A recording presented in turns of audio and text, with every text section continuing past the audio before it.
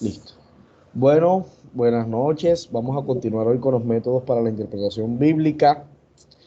El día de ayer estábamos conversando al respecto de todo lo que tiene que ver con la exégesis e eisegesis y, y acerca de eh, el, cómo debe ser el intérprete, que es la persona que se enfrenta, y la definición de la hermenéutica. Hoy vamos a hablar un poco a la interpretación. Agradezco por favor los micrófonos los tengan apagados.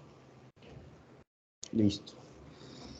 Entonces, para interpretar la Biblia tenemos ciertos principios, ¿verdad? Hay muchas escuelas, diferentes escuelas, muchísimas en cantidad, que se utilizan. Cada una tiene unas reglas, ¿verdad? Tiene una metodología, tiene una orientación. Algunas no son muy buenas, como lo vamos a ver hoy. Otras carecen de un sentido como que lógico, pero bueno, es la manera en que ellos practican la hermenéutica. Estos son los 4 métodos más comunes que se conocen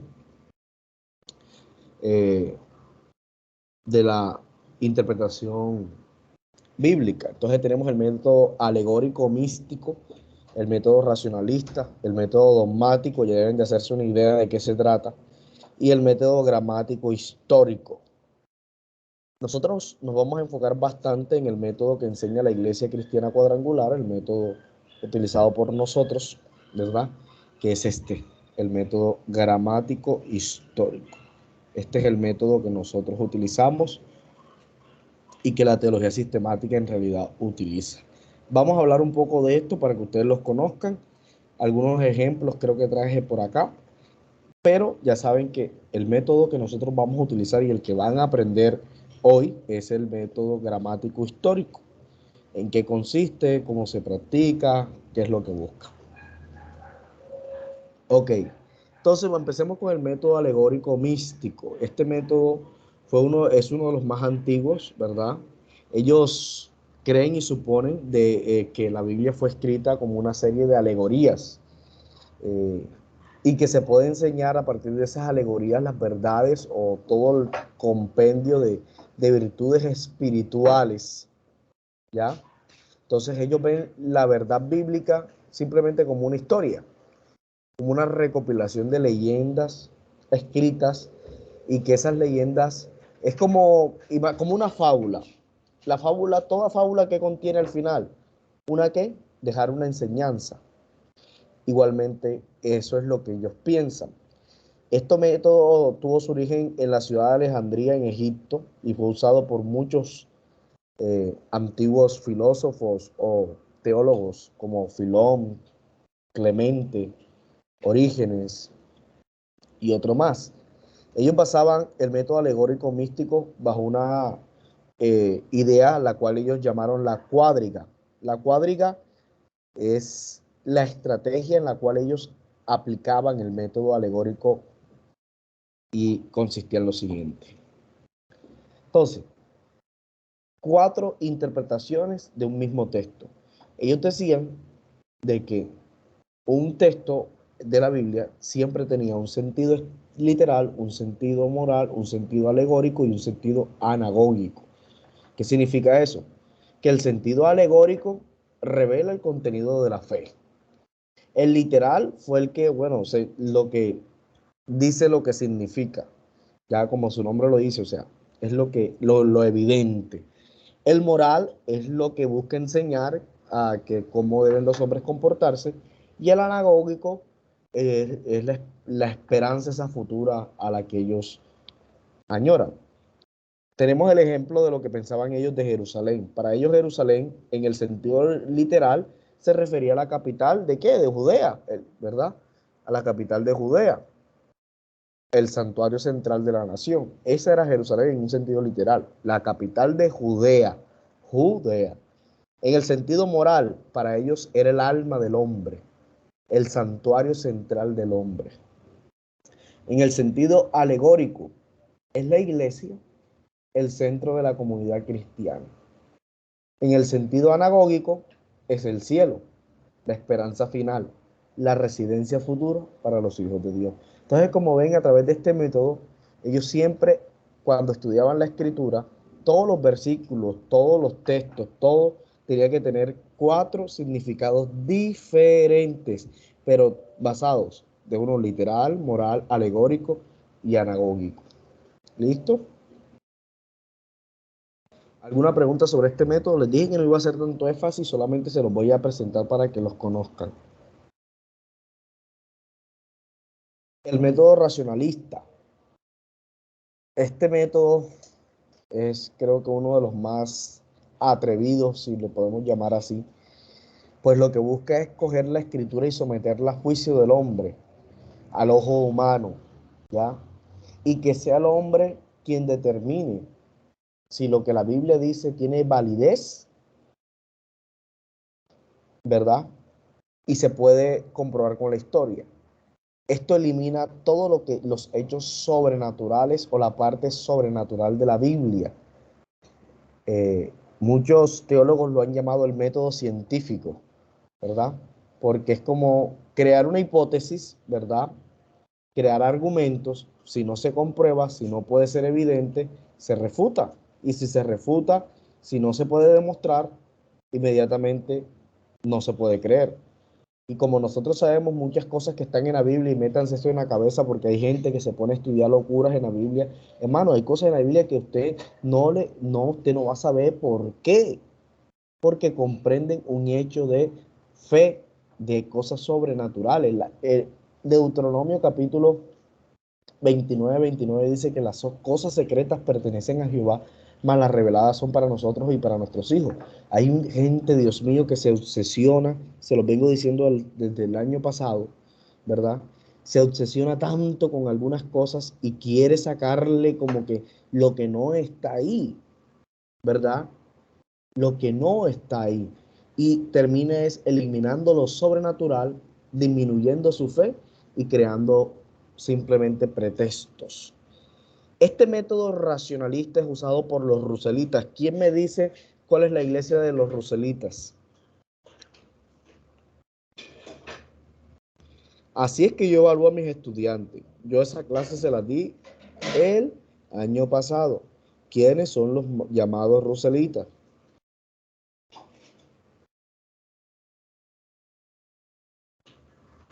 ¿Nadie?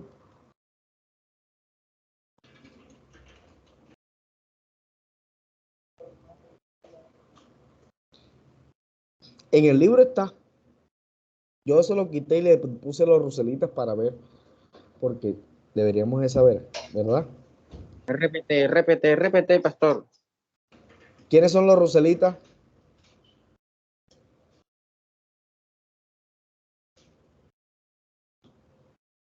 Russell, ¿a quién le tocó exponer sobre los ruselitas? Yo me acuerdo. Bueno, por, por eso es que nosotros tenemos que aprender, la teología es de asociación. Todas las cosas tienen una asociación. Primero aprendemos una cosa para luego entender la otra. Los ruselitas, o también llamados los testigos de Jehová, o verdad, ya se acuerdan, porque quien los creó fue Russell, por eso se llaman ruselitas. También usan este método, ¿ya? Ellos lo que buscan es comprobar con la lectura del libro llamado Razonamiento a partir de las Sagradas Escrituras, que es un libro de su autoría. Entonces, si su libro dice de que ese texto de estudio que ellos tienen llamado Razonamiento a partir de las Sagradas Escrituras, que eso que está ahí es algo ilógico, ellos no lo creen. Como por ejemplo los milagros, el Espíritu Santo. Por eso ellos rechazan doctrinas como por ejemplo la Trinidad, la resurrección corporal de Jesús, la existencia del alma, el mismísimo infierno, los milagros, todo lo que tiene que ver con la parte sobrenatural. Para su razón, estas cosas no se pueden aceptar, pero creen como por ejemplo que la sangre, que no se puede transfundir sangre porque si se transfunde sangre pierdes la salvación, algo que no sé de dónde lo sacan, entonces imagínate, creen unas cosas y otras sí, ¿sí? Es un método Pastor, una totalmente... pregunta. Ajá. Ellos son de los de la dicotomía. Es la palabra exacta. No sabría esa parte, si son discotómicos o tricotómicos, la verdad. Ahora mismo no lo tendría en mente, pero su método es muy extraño. Es muy extraño, es muy extraño. Ellos hay muchas cosas que no creen, muchísimas cosas que no creen, muchísimas. Entonces, que uno al final no sabe ni en quién cree, ni en qué creen ellos. Tantas cosas que no creen que ni uno no sabe ni en qué creen. Es muy difícil tratar con este tipo de personas. Para usted hablar con un tipo de persona de esta, debe tener, por favor, agradezco los micrófonos.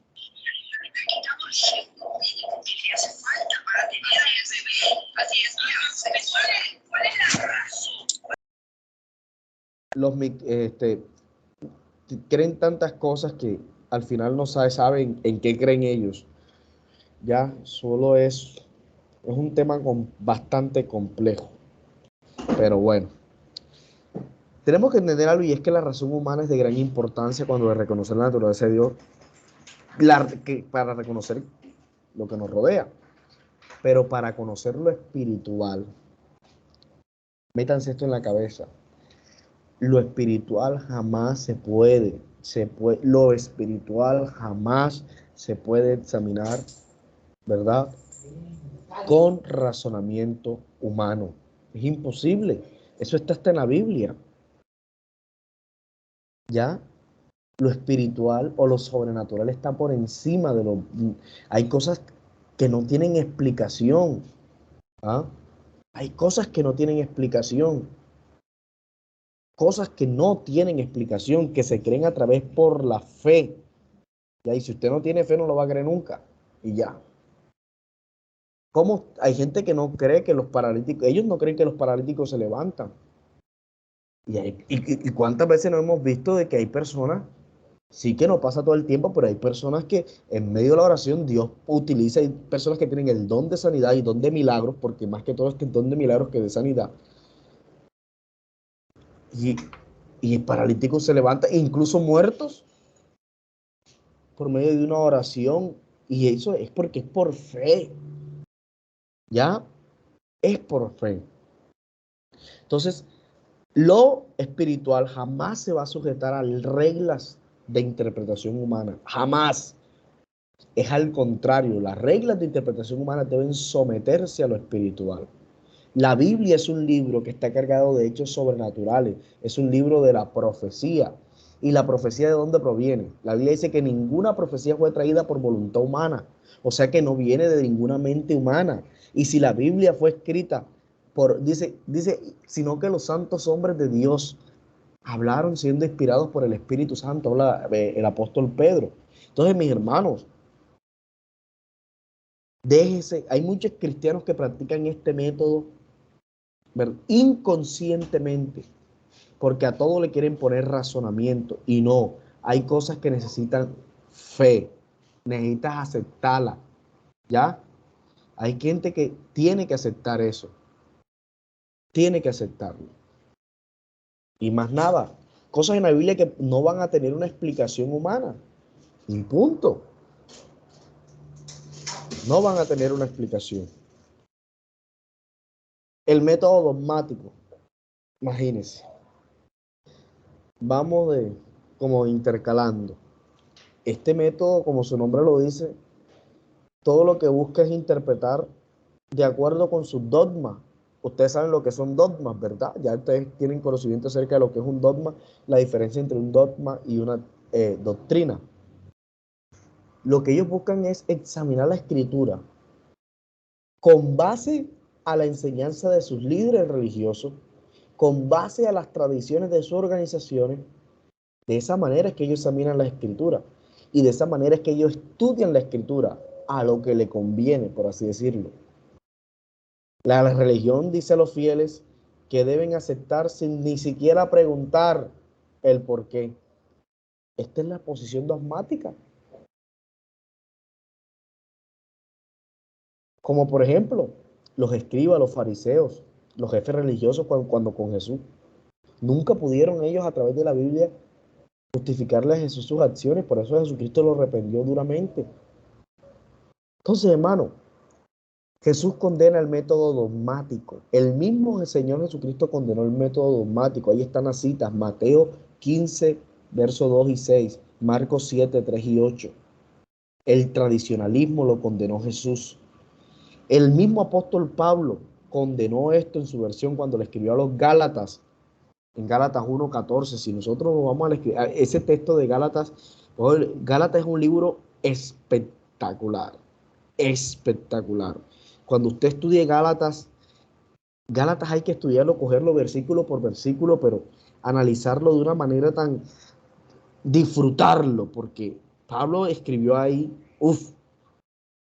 Pablo dice en el 14, y en el judaísmo aventaban a muchos de mis contemporáneos en mi nación, siendo mucho más celosos de las tradiciones de mis padres. O sea que para ellos era más importante la tradición,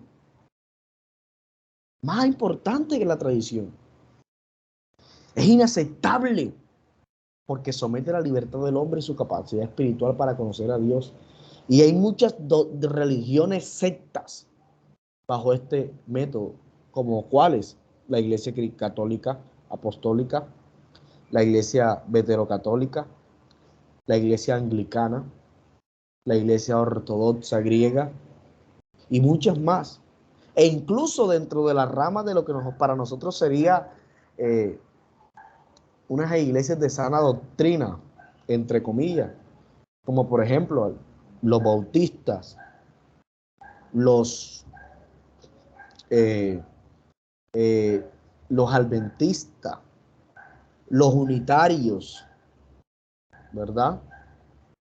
Son dogmáticos. Ellos predican es de acuerdo a su dogma y no conforme a lo que la Biblia en verdad enseña. Estudian la Biblia de acuerdo a su dogma, porque para ellos es más importante mantener una tradición que declarar una verdad. Jesús dijo: y conoceréis la verdad y la verdad os hará libre. ¿Ya? Y conoceréis la verdad y la verdad os hará libre. ¿Y quién es la verdad? Jesús dijo: yo soy el camino, la verdad y la vida, y nadie viene al Padre si no es por mí. Uno, Jesús es la verdad. Pero en Juan 17, cuando Jesús oró, y es la oración más larga que encontramos en la Biblia, descrita, o sea, escrita detalladamente lo que Jesús oró, está en Juan capítulo 17. A el escritor de Juan, el apóstol Juan, ahí describe y dice claramente: Jesús dijo, para que creen en mí, para que conozcan tu palabra es la verdad. Entonces, hermanos, nosotros no podemos poner encima un dogma. Es que yo creo que hay que calviarse, hermano, porque los calvos son los que van a entrar al cielo, porque el apóstol Pablo se rapó la cabeza, y como el apóstol Pablo se rapó la cabeza, todos ahora los calvos somos los que tenemos que entrar al cielo. Eliseo era calvo y miren la unción que tenía Eliseo. Y así, cosas, imagínense, aquí inventando algo loco. Y así hay gente que saca textos fuera de contexto, que se convierten en pretextos y los hacen doctrina, dogmas, y dañan a la iglesia. Incluso en nuestra propia corriente cristiana usted va a encontrar gente que cree unas locuras, que usted dice: Dios, eso no es así. Antibíblico totalmente. Porque ellos lo que buscan es explicar su propio pensamiento. No buscan enseñar Biblia. Buscan es enseñar o justificar su manera de pensar. Ese es el método dogmático. Algo parecido al anterior, pero al menos a que estos creen en lo sobrenatural. El anterior suprime todos los hechos sobrenaturales. Y vamos al mejor método que se ha estudiado, el método que aplicamos y que me gustaría que ustedes aprendieran, que es el método gramático histórico contextual, algunos también se le llaman así. Como tal, lo que sugiere el nombre, como su nombre lo dice tal cual, ¿qué busca esto? Estudiar la palabra de Dios desde su contexto, desde la gramática y desde el hecho histórico. ¿Ya? Las cosas que están en la Biblia se escribieron en una gramática que nosotros no entendemos, que es totalmente diferente al castellano, que es totalmente diferente a nuestros idiomas y que son lenguas muertas. La poesía, como vamos a ver ahorita en los libros poéticos, que se estudia en los libros como desde Job hasta Cantar de los Cantares, Es totalmente diferente. Los paralelismos poéticos, que ya le mandé un taller al respecto y una lectura para que cuando yo diera esa clase ustedes me entendieran, si la leyeron, eh, es totalmente diferente. No tiene nada parecido con lo que en el español, en el castellano se conoce como poesía. ¿Ya? En el hebreo no existen signos de interrogación, no existen signos de exclamación, no existen signos de puntuación, no existe la coma, el punto, no existe nada de eso. Pero entonces cuando tú traduces, tienes que colocarlo. Y por eso es que hay muchas cosas que pierden el sentido. Pero cuando tú conoces lo gramático, desde el original a lo que se quiere decir, a lo que se está leyendo, y después lo vas al contexto histórico de cómo se dijo, en qué tiempo se dijo, por qué se dijo y a quiénes se les dijo, entonces esto va a tener algo importante. Cuando nosotros estudiamos la escritura tenemos que aprender conceptos que se hablan en el castellano, por ejemplo, el objeto directo, el predicado nominal o el predicado adjetival, cuando estamos hablando de un sustantivo. Toda oración, ¿cómo se compone una oración en español? ¿Verdad? Sinónimo, perdón, va a tener sinónimos, antónimos, va a tener un predicado nominal, que es el mismo sujeto, y va a tener un predicado adjetival, que es un complemento, y va a tener un verbo. En el hebreo escasean mucho los verbos, pero cuando se tradujeron las cosas a nuestros idiomas, tuvo que dársele sentido para que nosotros podamos entender. Es igual, usted traduce algo del español al francés y van a tener alguna variación. Del español al portugués, aunque son hermanos y parecidos, va a tener alguna variación, incluso con los anglosajones, que es el idioma inglés. Imagínense, traduzca algo de español a ruso. Uno ni entiende. Yo no sabía que, imagínense que yo no sabía que Georgia era un país. Yo pensé que Georgia era un estado en Estados Unidos, pero no, también hay un país que se llama Georgia y está en Europa y ellos tienen un idioma, si el ruso es enredado, el de ellos es 5.000 veces más.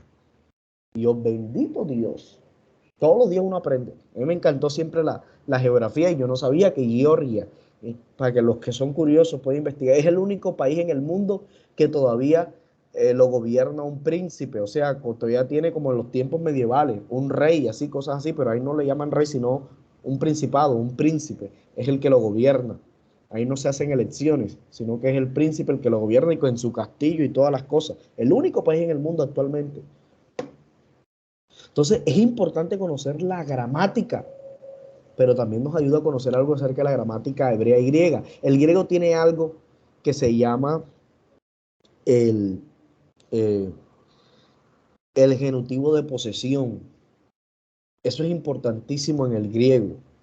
El griego koinés tenía algo y en la Biblia encontramos mucho genitivo de posesión. Hay muchas palabras que se le da poder, pero en el lenguaje griego. Y ese genitivo de posesión complementa la palabra y da una inmensidad, ¿verdad? Un enfoque totalmente distinto. Entonces, cuando tú estudias la palabra, ya, porque Kairos, el Kairos, cuando hablamos de Kairos, que significa tiempo, es diferente a esto y a lo uno y a lo otro. ¿Qué quiere decir? Cuando entiendes tú de que el Evangelio de Mateo, por ejemplo, primero fue escrito en hebreo y después fue que lo escribieron en griego. Y entonces se dieron muchísimas cosas, muchísimos cambios. Que el idioma hebreo, aunque Israel hoy habla hebreo, el hebreo actual no es nada comparado con el hebreo antiguo, totalmente diferente. Que incluso en el Nuevo Testamento hay palabras en arameo. No todo el Nuevo Testamento fue escrito en griego como se suele decir, no. Muchas cosas se escribieron en hebreo, otras en arameo, unas en griego y algunas en latín, como los libros de Lucas y Hechos, ¿ya?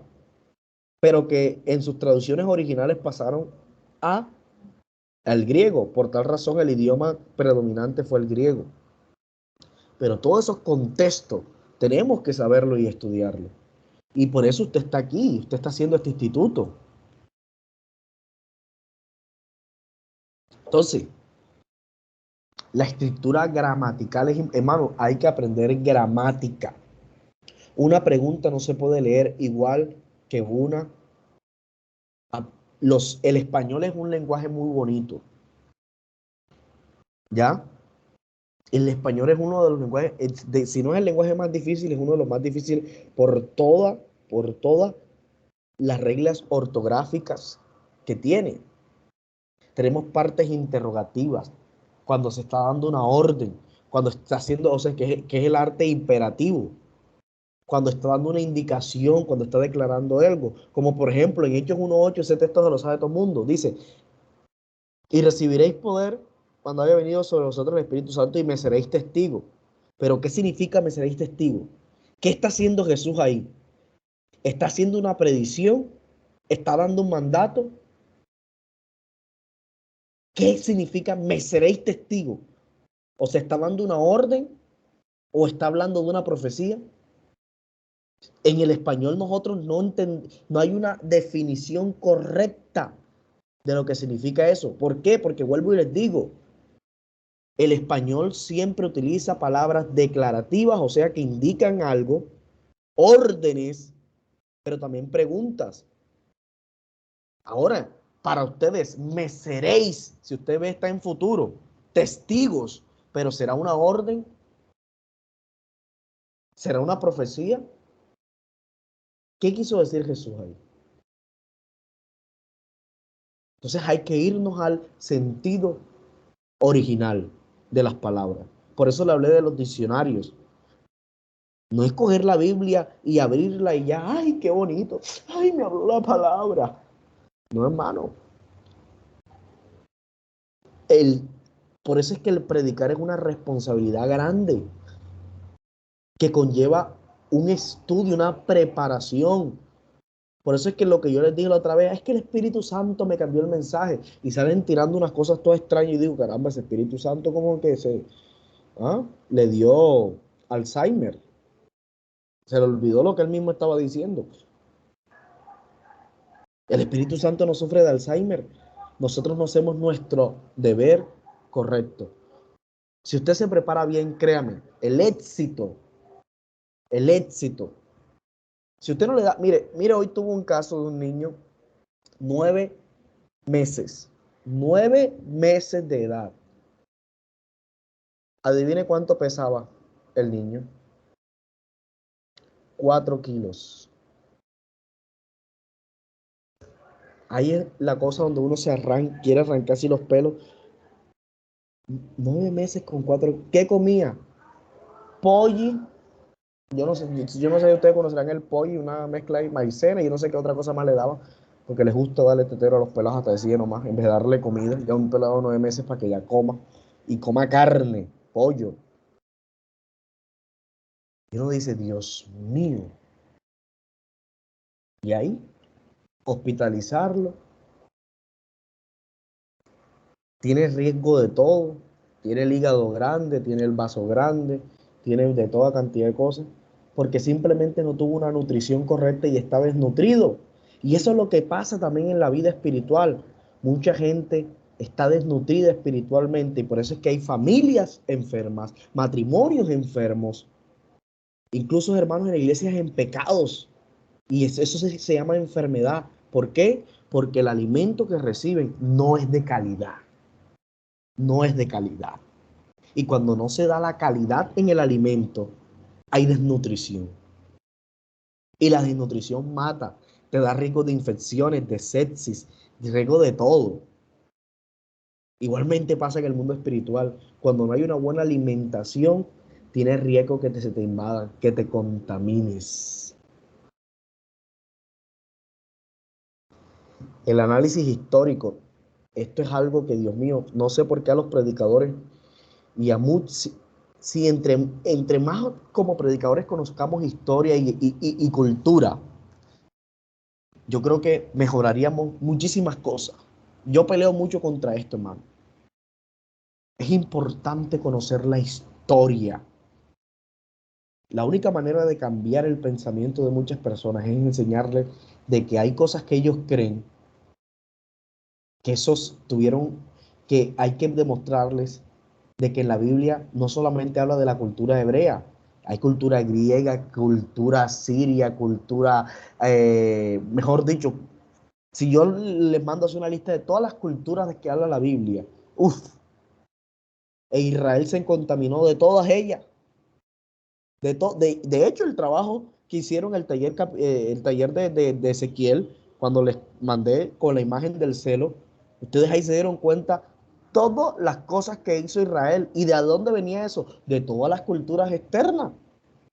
Entonces, nosotros para poder predicar tenemos que conocer los contextos histórico-culturales que se estaban dando en la época, para poder saber si esa verdad que nosotros estamos diciendo comprende directamente al pueblo de Dios o es una agregación de las culturas paganas con las que ellos se relacionaban. E incluso los libros de Pablo. Mucha gente coge textos de Pablo que Pablo habló expresamente a ciertas culturas. El libro de Romanos fue escrito ¿para quién? Para los romanos. ¿Ya?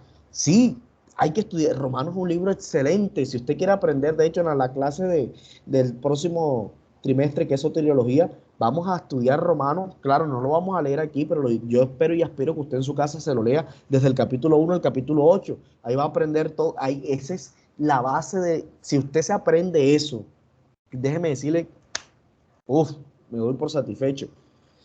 Romanos es excelente.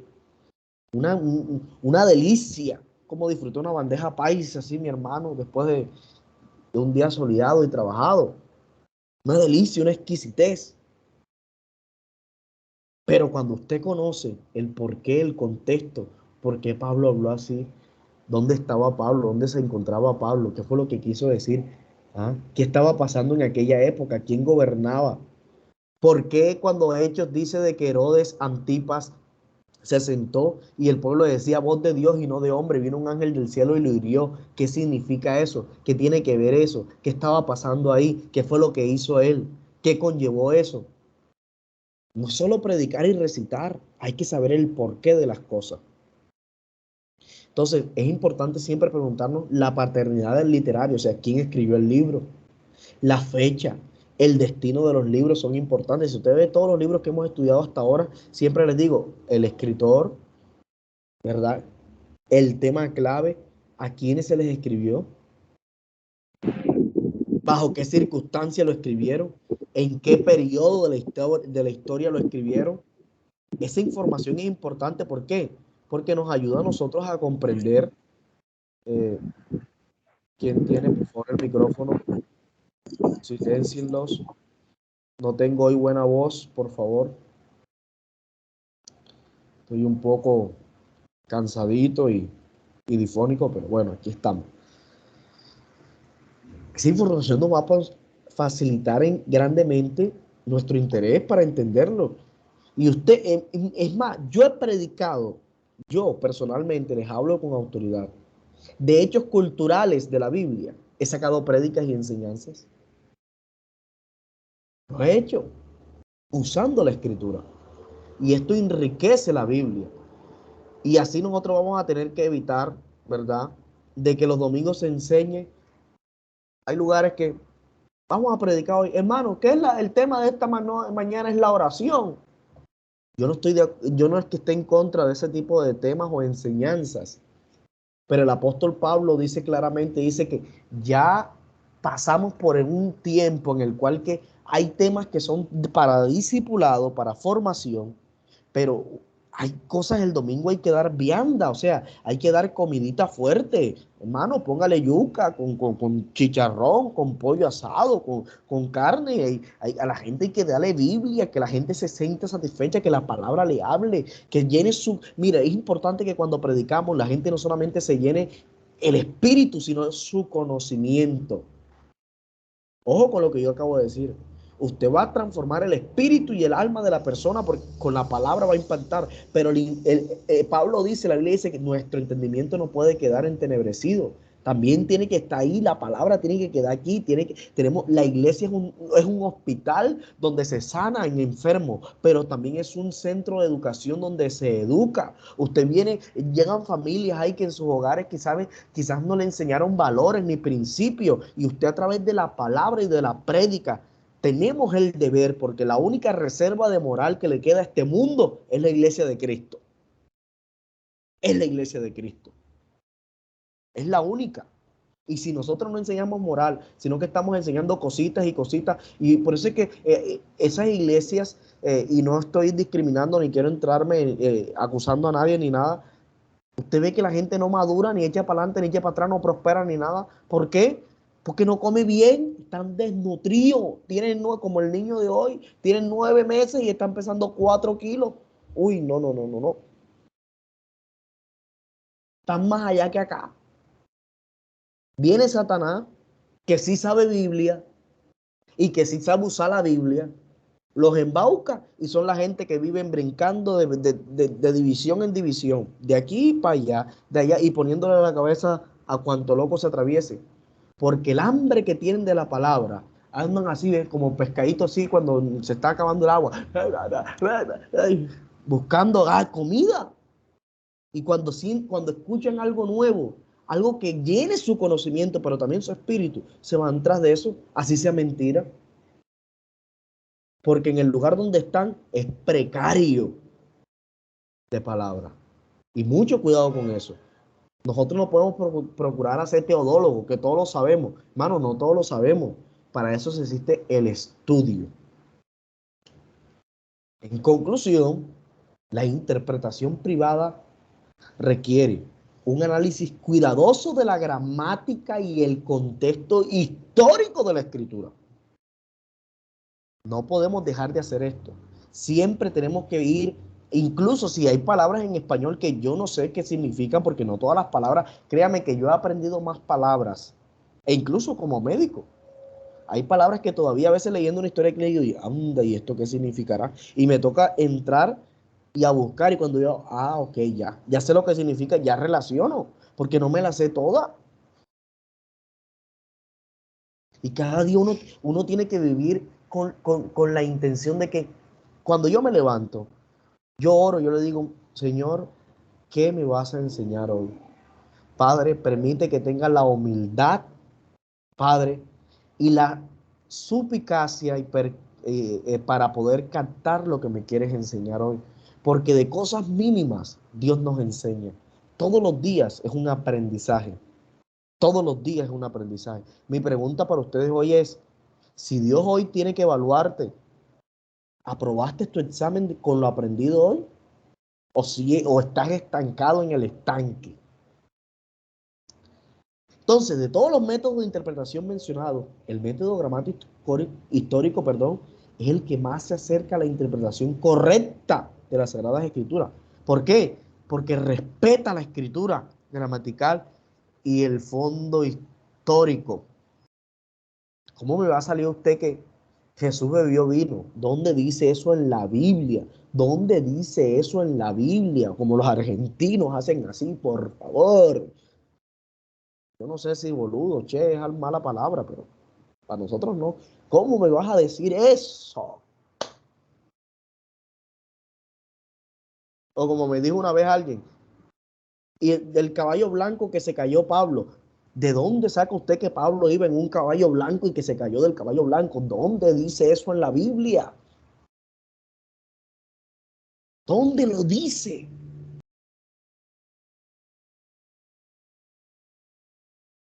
La única manera para evitar desviarnos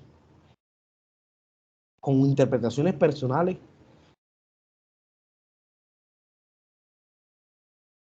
y conocer la historia. La historia implica cultura. Por eso este método antes lo llamaban gramático histórico cultural. Ahora lo dejaron dramático histórico. Porque la cultura es importante. La cultura es importante. Hoy en día nosotros practicamos ciertas cosas que son especialmente de ciertas culturas, como por ejemplo Colombia. Colombia quiere, toda la cultura gringa la quieren celebrar aquí. Aquí quieren celebrar en febrero, ¿cómo es que es? San Valentín. No sé qué, no sé qué. Quieren celebrarla como si ellos fueran gringos. Así hay mucha gente en la iglesia. No tienen identidad. Ok, sigamos. Reglas de interpretación.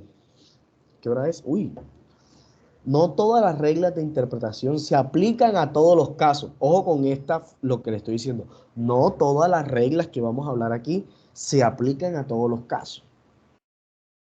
Las reglas son una caja de herramientas. Usted necesita, perdón, usted utiliza la que necesite. Usted no puede cambiar, yo no qué sé, un ejemplo, un foco con una, ¿cómo que se llama la llave esa? Yo sé de poco de eso. Bueno, con un machete. O dañas el foco, yo no sé, o lo cortas, ¿no? Aquí vamos a hablar de muchas reglas. Lo ideal es que usted escoja la que necesite en el momento en que lo requiera y para lo que vaya a hacer. Entonces, imagínense, todas estas reglas que vamos a hablar son una caja de herramientas. Entonces, si yo voy a cambiar un foco, necesito una pinza, necesito qué, cinta percha, necesito un foco, necesito qué, lo que yo voy a necesitar para eso. Yo no voy a buscar una cegueta para cambiar un bendito foco. Entonces, vamos a estudiar las reglas más importantes. El significado de las palabras. Toda palabra tiene dos significados. Un significado etimológico, que es su raíz, ¿verdad? El que la inventó. Y el uso habitual. Esto pasa en la Biblia. No siempre el significado etimológico o el que usted encuentra en el diccionario es el significado habitual, el que se le daba, ¿verdad? En, por las costumbres. Como por ejemplo, una palabra para nosotros, ¿qué les digo? Vaina, vaina, vámonos a vaina. Etimológicamente, vaina, ¿qué es? La cubierta donde viene el frijol, donde viene la alberja y eso. Pero un uso habitual de vaina para nosotros es decir como una cosa. Entonces no siempre el significado etimológico va correcto con el habitual. Por eso es que usted tiene que conocer tanto el significado etimológico como el significado habitual. Aquí tienen un ejemplo, eclesia. La palabra iglesia en griego es eclesia. Iglesia en su sentido etimológico significa los llamados para afuera. Miren eso. Eso es lo que significa iglesia, llamados para afuera. Pero cuando nosotros vamos afuera, vivimos más encerrados para adentro que para afuera. Entonces, etimológicamente no estamos siendo iglesia. Entonces, ahí miren el significado. Tenemos así que la iglesia es la congregación de los llamados para afuera. Mateo es el evangelio que menciona dos veces la palabra iglesia. ¿Listo? La palabra gloria en el original significa pesado o algo de mucho peso. Pero cuando hablamos de gloria, incluso mucho la relaciona con poder, la poderosidad, o incluso significado, o incluso identidad.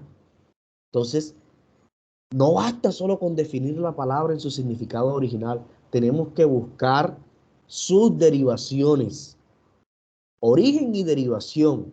Esto es extremadamente importante para estudiar. Grábese esto, el lenguaje en el contexto de su uso. Todo lenguaje, toda palabra en la Biblia hay que estudiarla en el contexto en que se está utilizando. Como por ejemplo, ¿por qué Jesús le dijo zorra a Herodes? Lo insultó. Para muchos dirán, miren, ¿y eso qué fue Jesús? ¿Cómo trató al otro de zorra? Usted le dice a una persona aquí zorra, si es mujer, imagínense, lo levantan a piedra, a palo, a garrote, yo no sé qué. ¿A qué se refería Jesús? Ah, pero es que yo no me conozco el contexto de por qué Jesús le dijo, claro, porque es que el Herodes era el tetrarca o el rey encargado, ¿ya? Y resulta y pasa de que el símbolo de Judá era un león. Entonces lo que Jesús le estaba diciendo, lo que le hizo Jesús fue, tú no eres digno, porque Herodes ni siquiera era judío 100%, no era judío, no era de ahí, era un suplantador, y por eso fue Jesús lo que le dijo, zorra. Pero entonces cuando yo entiendo el contexto del uso y el por qué lo hizo y lo que simboliza, entonces ahora entiendo de que no era una grosería, lo que Jesús estaba haciendo era una comparación. Le dijo, aquí tú no eres león, porque el león era el símbolo de la realeza en Judá. Por eso es que a Jesús se le llama el león de la tribu de Judá, porque es que Judá se simboliza como un león. Pero en el contexto en que Jesús lo usó zorra, le estaba diciendo, en ese tipo, tú eres un suplantador, no calificas, tú no eres ningún león. ¿Ok? Entonces, no solo ahora sabemos el significado de la palabra, sino que para variar el cuento y para complicarnos más la vida, hay palabras que tienen una cantidad de significados. Una sola palabra significa una cuanta cantidad de cosas. Ahora, ¿cómo sabemos qué significado usar? Vuelvo y le digo, depende del contexto. El contexto del texto que estoy estudiando me va a determinar el significado particular en el que allí se usa. Por ejemplo, la Biblia habla frecuentemente de la voluntad de Dios. Existen 6 significados diferentes de la voluntad de Dios. 6 significados en los que usted puede utilizar voluntad de Dios. Tiene 6 significados. Imagínense. ¿Y cómo sé yo cuál es el correcto? Miren este cuadrito aquí que se los traje. Esta frase me encanta. Grábesela, mi hermano, para toda la vida. Grábesela. Todo texto que no se toma en contexto se convierte en un pretexto. Para yo saber cuándo en una palabra de múltiples significados, qué significado usar, debo leer el contexto. Ahorita más adelante vamos a hablar en qué consiste lo del contexto, pero desde ya vaya mentalizándose aquí.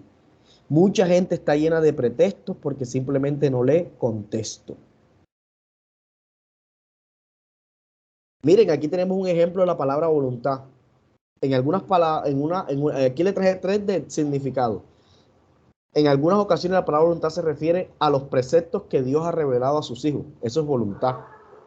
Otra, la voluntad se utiliza para describir la acción soberana de Dios por medio del cual permite que acontezca lo que sea, o sea, que su voluntad suceda. Autonomía puede decirse.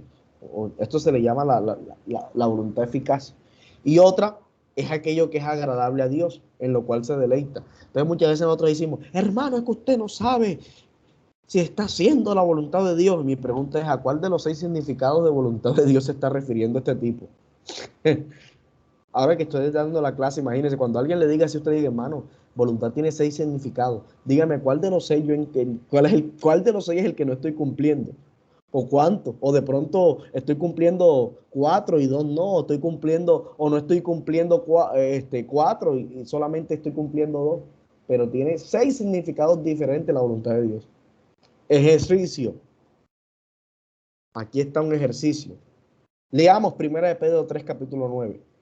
El Señor no tarda en cumplir su promesa como algunos tienen la tardanza, sino que es paciente para con nosotros, no queriendo que ninguno perezca, sino que todos lleguen al arrepentimiento. ¿Qué significa esa palabra ahí? No, que estamos hablando de voluntad, no queriendo que ninguno perezca. ¿Qué podría significar? Aquí tenemos 3 opciones. ¿Quién se anima a ver y nos hace una aquí para hacer dinámica la clase de hoy? A dar la respuesta. ¿Qué podía significar eso de no queriendo que ninguno perezca? ¿Qué cree usted que signifique eso? A ver, ¿están ahí, por favor? Yo estaría por la 3, pastor. Léalas todas, por favor. Dios ha creado un precepto de que nadie se le permite perecer. es contra la ley de Dios que nosotros perezcamos. ¿Será que eso es lo que La quiso decir segunda, Dios? Espérate ahí, ¿será que eso es lo que quiso decir Dios con eso? te pido disculpas por la lectura, tengo la vista cansada. ¿Qué dice la segunda? Dios ha Dice, decretado soberanamente y ciertamente mantiene en vigor que nadie perecerá. ¿Será que Dios ha dicho, no, es que nadie va a haber condenación? Y hay gente que enseña eso. Hay gente que te dice, no, ¿quién dijo que la salvación se pierde? Eso es mentira. La salvación no se pierde. Todo mundo va a ser salvo. ¿Será que eso es lo que quiere decir aquí el texto? No, eso no es lo que quiere decir el texto. Ahí se cae inmediatamente esa creencia. Entonces estoy de acuerdo con usted, es la tercera. Dios no está complacido ni se deleita en las personas que perecen. Eso es lo que dice aquí, porque habla del cariño. Entonces, miren, un significado, ¿verdad? Puede tener muchísima. Esto es voluntad. Entonces, así es que vamos, perdón, vamos a sustraer los significados de las cosas. ¿Qué quiso decir aquí? ¿Qué quiere decir? ¿Qué es lo que significa? ¿Listo? Continuamos porque vamos cogido de tiempo. Siento que hoy vamos a ir más lento que ayer. Ay, Dios mío. Palabras cuyos significados se convierten en doctrina.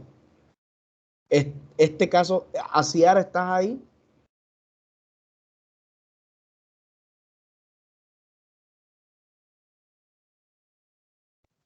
Asiara como que no está. Bueno, hay una categoría de palabras que nos puede ocasionar delirios de interpretación. Aquí estoy, pastor. Bueno, préstame atención que esto es especialmente para ti. Es el grupo de palabras que ha venido a ser usada como conceptos doctrinales. Palabras cuyos significados se convierten en doctrina. Por ejemplo, la salvación. El término salvación corresponde a una doctrina. La salvación es fundamental. ¿Por qué llega la salvación? Cuando nosotros somos rescatados del poder del pecado y la muerte. Ahí lo dice, estoy leyendo la diapositiva tal cual, y escapamos de la ira de Dios. Partiendo de esta clase específica de salvación, hemos desarrollado una doctrina de la salvación. Entonces somos salvos cuando Cristo nos liberta del pecado y de la muerte. Ahora, léeme este texto hacia ahora, 1 Timoteo 2:15.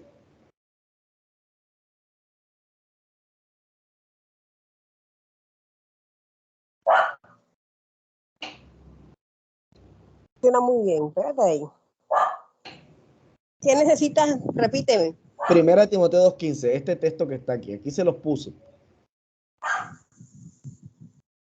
Espérate ahí. Pero se salvará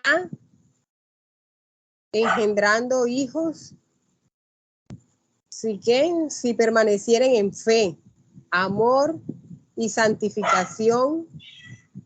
Ay, Con modestia. ajá. Mi pregunta para ti es, ¿será que los hombres se salvan de una manera y las mujeres de otra? No, Porque según ese texto, las mujeres se salvan pariendo. O sea que tú te quedaste corta. imagínate si entonces los hombres no paren, no se van a salvar. Y la Ah, salvación es para todos. es ahí. Por eso les traje este ejemplo.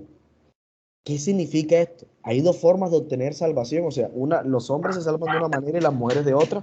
Por eso es que hay iglesias que le dicen a las mujeres, no se cuide, tienen que parir 20, 24, 5. Bueno, yo quiero tener 5 hijos, eso es diferente, pero es mi deseo. Imagínate con la carne tan cara y los huevos tan caros. No importa, Dios proveerá, ese es mi deseo. Ya, pero, ¿verdad? Imagínense. ¿Será que necesitan los hombres ser salvados a través de Cristo, pero las mujeres pueden llegar al cielo meramente teniendo hijos? Imagínate tú. Ya mi abuela es salva directamente nada más con los 12 que tuvo. ¿No? Entonces, Pablo no habla ni se refiere a este nivel de salvación. Lo que pasa es que para esto usted tiene que conocer el significado. La salvación que habla Pablo aquí es que las mujeres, ¿verdad? Que no tenían hijos. ¿Por qué dice Pablo que no se salvan? Porque las mujeres que no tenían hijos en la antigüedad, cuando enviudaban, ¿quién respondía por ellas? Nadie. Quedaban totalmente desamparadas. Las viudas quedaban desamparadas. El caso de Noemí. Cuando se le murió, en el libro de Ruth, se le murió el hijo, el marido, Abimelech. Se le murió Kelión y Malión, los dos hijos. Y despachó a la nuera, pero Ruth se quedó con ella. Y hasta el nombre se cambió a Mara. Quedó desamparada, no tenía salvación. ¿Por qué? Porque de hecho era una vergüenza una mujer sin hijo. Por eso cuando Jesús vio a la viuda de Naín, la vio, esa tipa iba llorando, dice, se murió su hijo único. Y Jesús la vio y le dijo, no llores, mujer, lo resucitó. Esa es la salvación que se refiere Pablo aquí, porque era una costumbre judía. Entonces, y si usted ve en el español le ponen una coma, ¡pum! O sea que esta oración está separada de lo siguiente, de esta oración. ¿Por qué? Porque resulta y pasa de que las mujeres tenían sus hijos, se moría su marido, sus hijos se quedaban por ella, las salvaban de qué, de morir, de quedar desamparadas, ¿ya? Pero además a las viudas, Pablo les pedía que tenían que tener, la viuda tenía un compromiso de que su fe tenía que ser fuerte, su amor, su santificación y su modestia. Ese es el texto, ese es el contexto. Pero entonces muchas veces nosotros este texto lo malinterpretamos erróneamente y de aquí salen doctrinas.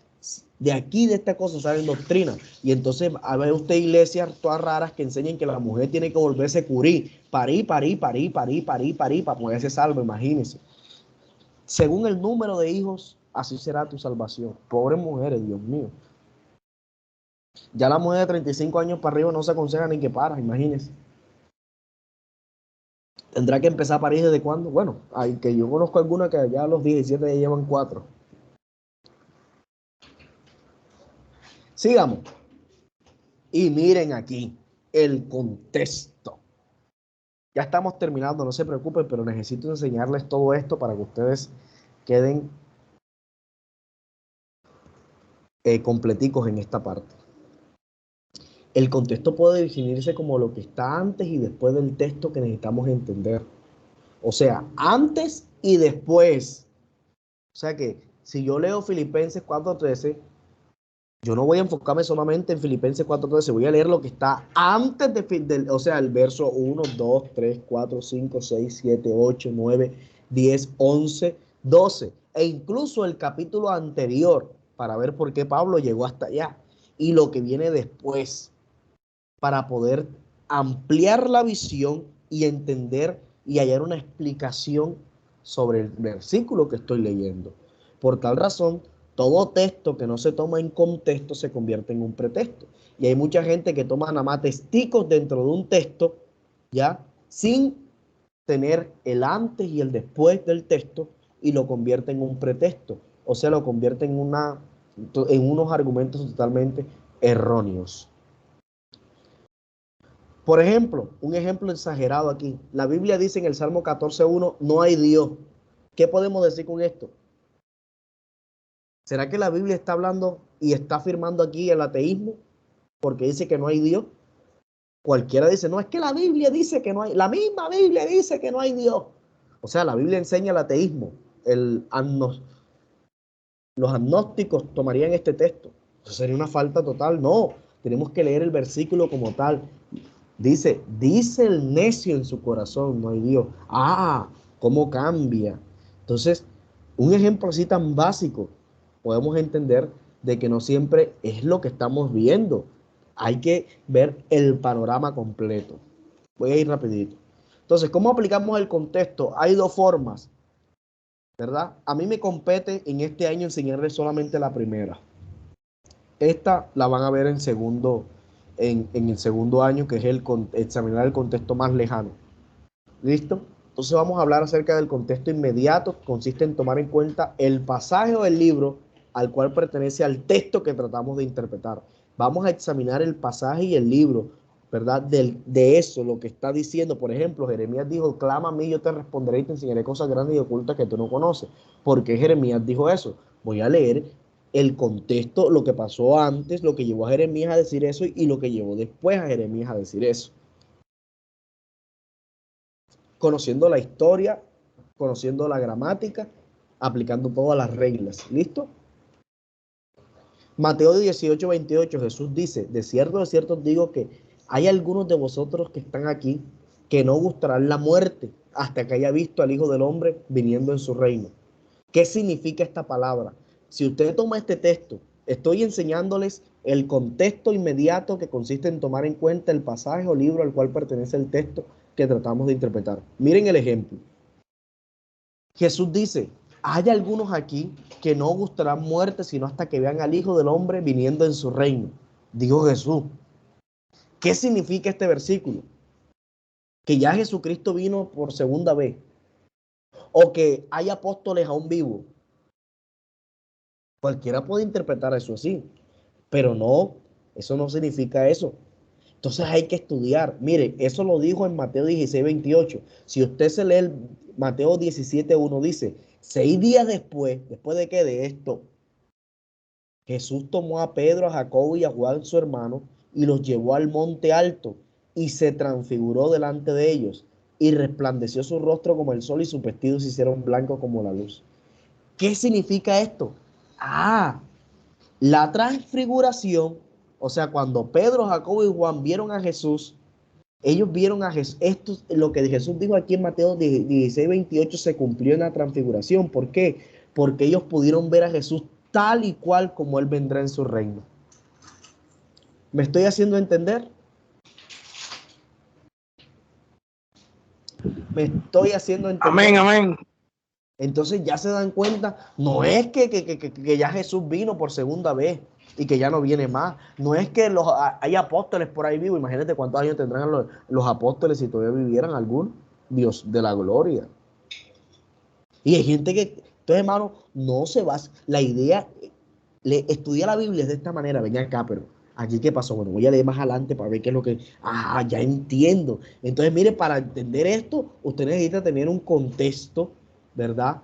Y meterle historia y meterle qué significado a la palabra. Vamos a terminar con los pasajes paralelos. Voy rápido con esto. Ya usted más o menos se los he dicho. Los pasajes paralelos, ¿qué significa? Ya no son de los... significa de que en la Biblia vamos a encontrar textos o versículos que se parecen, ¿ya? Que quieren decir lo mismo, que tienen prácticamente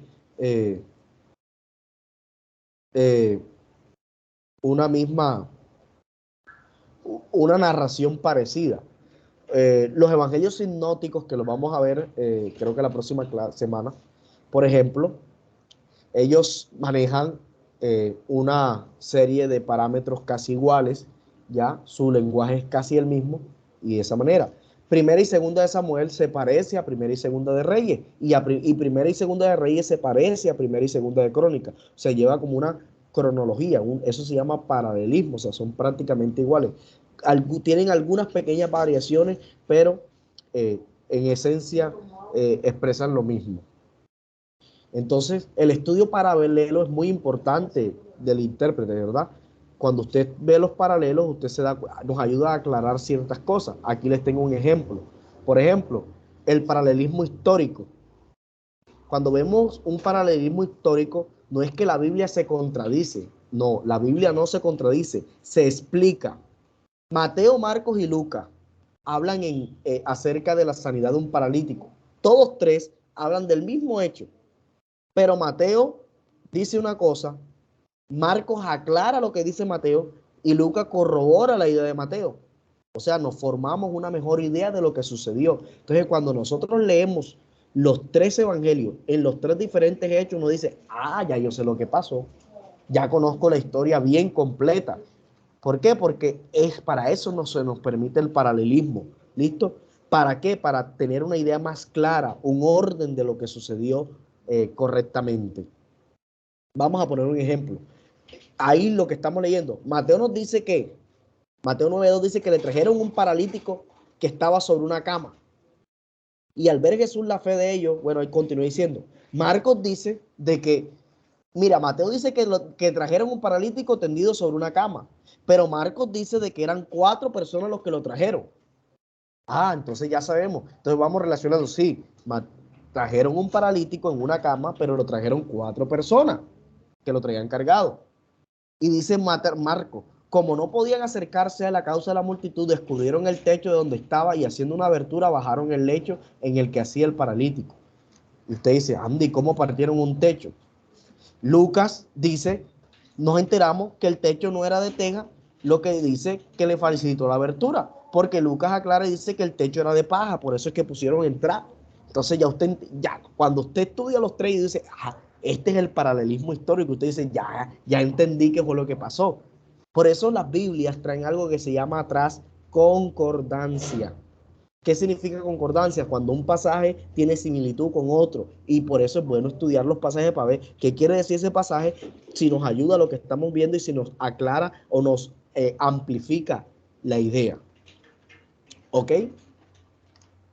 El paralelismo doctrinal, voy a pasar rapidito esto, consiste en estudiar los pasajes que hacen referencia a un mismo tema para comprender el mensaje general de la Biblia sobre este asunto.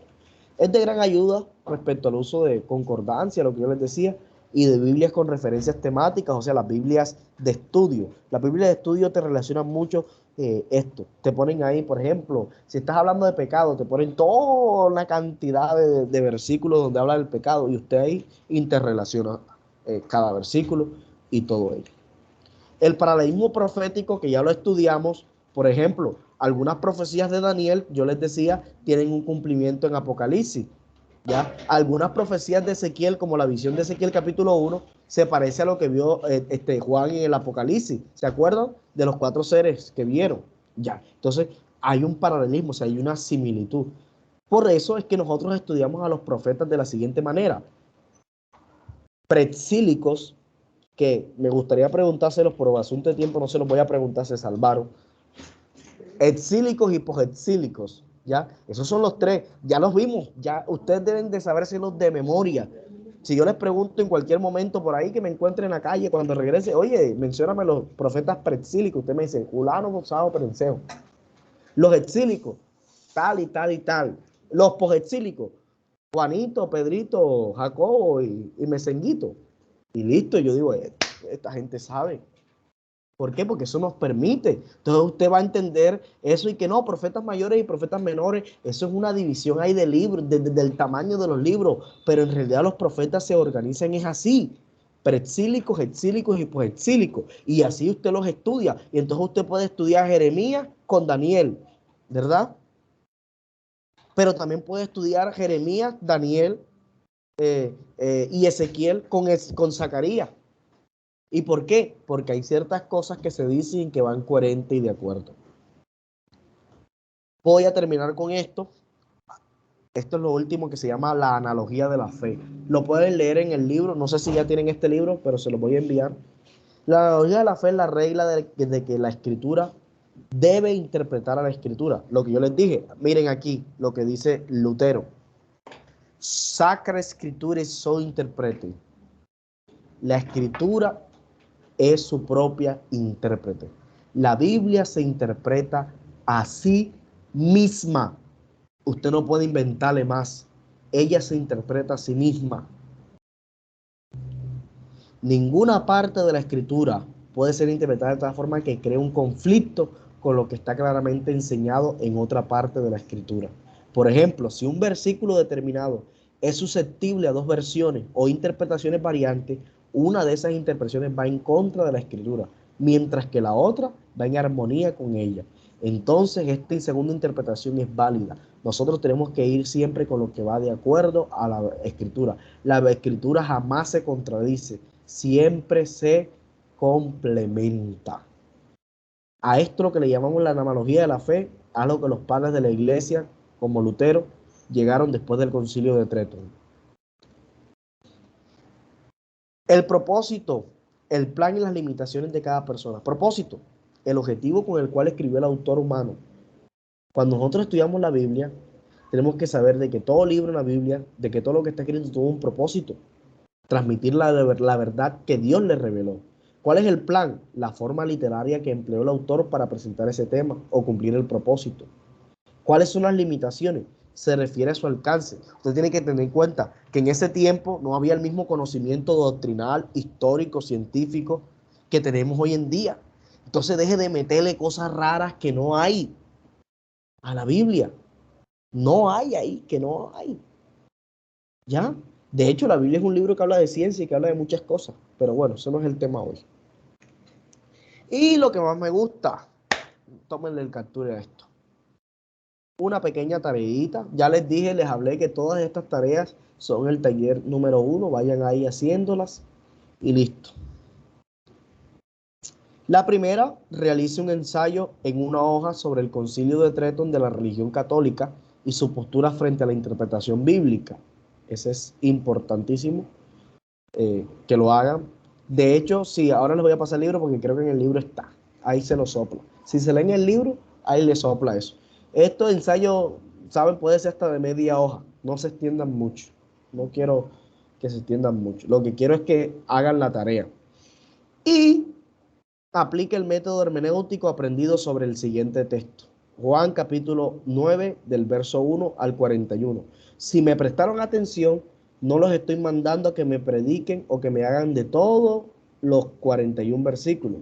Los estoy mandando a que se lean el contexto. O sea, todo lo que pasó en esta historia, siempre utilizo este mismo texto. Si le preguntan a mis estudiantes antiguos, ellos sabrán que siempre utilizo el mismo texto. ¿Por qué lo utilizo? Porque es un texto que se presta para que usted pregunte lo que le quiera preguntar. ¿Quién lo dijo? ¿Cuándo se lo dijo? ¿Por qué se lo dijo? ¿Y qué pasó? ¿Y qué pasó con aquello? ¿Y qué pasó con lo uno? ¿Y qué pasó con lo otro? ¿Ya? La idea es que usted vaya, ¿qué? Practicando. Bueno, mis hermanos, me alargué un poquito. ¿Alguna pregunta antes de terminar?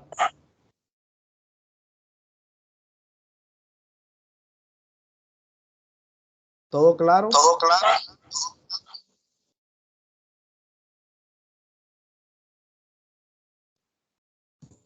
Esa tarea tiene que entregarse cuándo.